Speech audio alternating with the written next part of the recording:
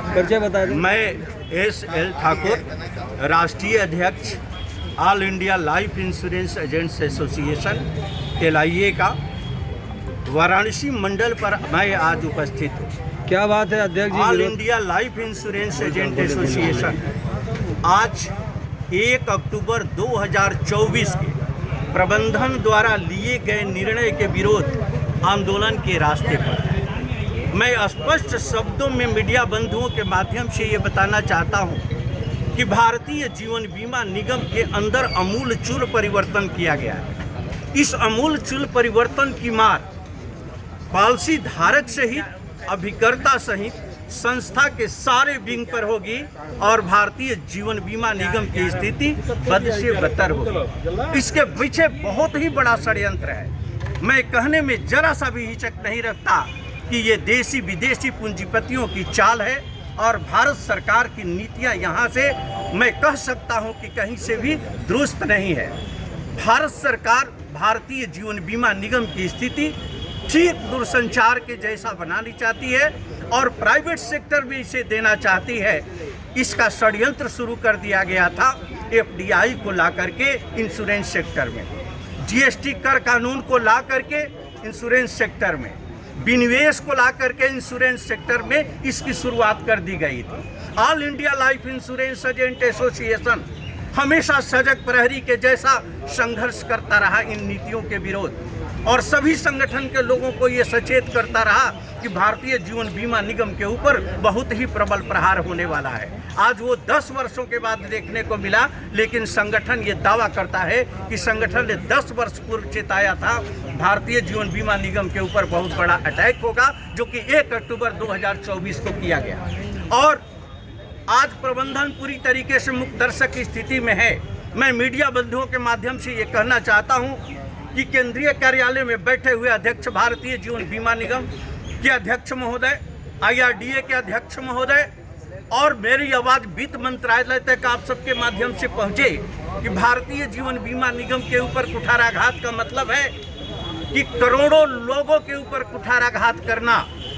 यहाँ लाखों लोग बेरोजगार होंगे, जिसकी जिम्मेदारी होगी भारत सरकार सहित प्रबंधन भारतीय जीवन बीमा निगम और IRDA के अध्यक्ष के ऊपर।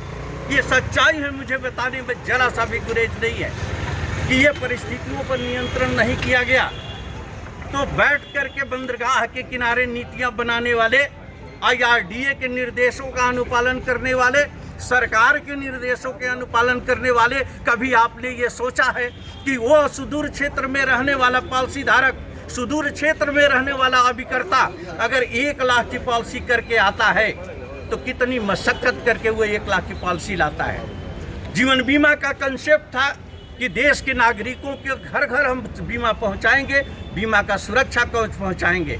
आज आपने 1 अक्टूबर 2024 के किए गए बदलाव में पर आपने सबसे पहला बदलाव क्या किया? 1 लाख का बीमा धन को 2 लाख आपने बढ़ा दिया, पॉलिसी धारकों के किस्त को आपने बढ़ा दिया, अभिकर्ताओं के कमीशन को आपने कम कर दिया। आपने इतना बड़ा कुठाराघात किया।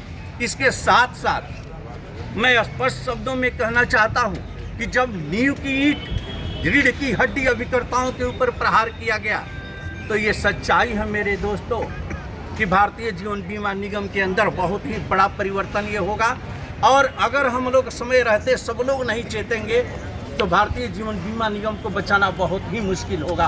तो अपने हितों को लेकर के मैं आप सभी से अपील करना चाहता हूं और मीडिया बंधुओं के माध्यम से मैं संदेश भारतीय जीवन बीमा निगम प्रबंधन को देना चाहता हूं कि अपनी खामोशी तोड़ो। आप संगठन हो या पार्टी हो, चाहे राजनीतिक दल हो या सामाजिक संगठन हो, तमाम संगठन होते हैं, लेकिन संगठन के प्रतिनिधियों से वार्ता इग्नोर नहीं की जाती है। सभी संगठनों से वार्ता करना चाहिए और जिसके लिए नीतियां आप बनाते हो, अगर उसकी नीतियों में हिस्सेदारी नहीं होती है तो उस नीतियों का कोई मतलब नहीं होता।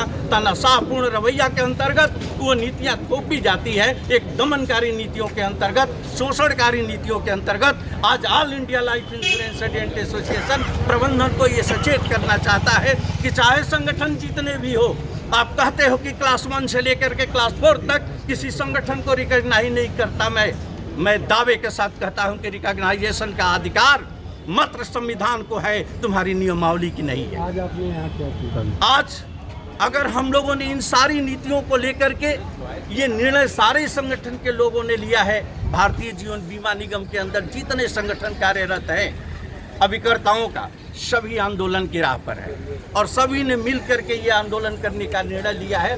भारतीय जीवन बीमा निगम अगर नहीं चेतता है, अगर IRDA की नींद नहीं खुलती है, भारत सरकार की नींद नहीं खुलती है, तो ये आंदोलन देश पर बहुत ही बड़ा प्रबल तरीके से होगा। आने वाले दिनों में बड़ी विस्फोटक स्थिति होगी। इसी के साथ मैं अपनी बातों को विराम देता हूँ। धन्यवाद।